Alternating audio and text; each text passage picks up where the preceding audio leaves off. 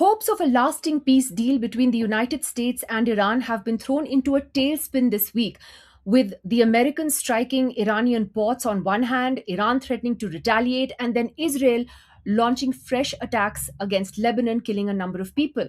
Now, Donald Trump has further complicated this story by saying that any peace agreement between the US and Iran will also have to include a number of Muslim countries in the Middle East signing on to what are known as the Abraham Accords, which essentially means that these countries, which do not recognize the state of Israel, would have to do so. They would have to establish a diplomatic and economic relationship with Israel.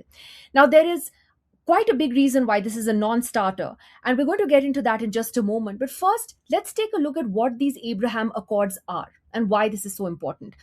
In 2020, in Trump's first term as president, these accords or this deal was basically signed between two Arab states at the time, Bahrain, the UAE on one hand, and Israel on the other, which essentially established this diplomatic and economic relationship between both sides for the first time. However, other Muslim states in the region, particularly Saudi Arabia, have made it clear that they will not sign on until an independent Palestinian state is established and recognized. Now, that is something that Israel is not in favor of at all. And domestic public opinion in most of these Muslim countries is very staunchly anti Israel.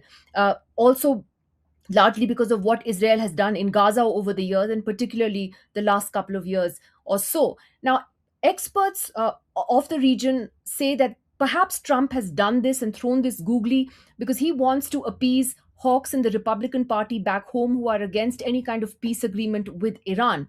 But at the same time, if Trump does make this a precondition for any kind of peace agreement, it will throw the entire path to peace into a further prolonged period of uncertainty.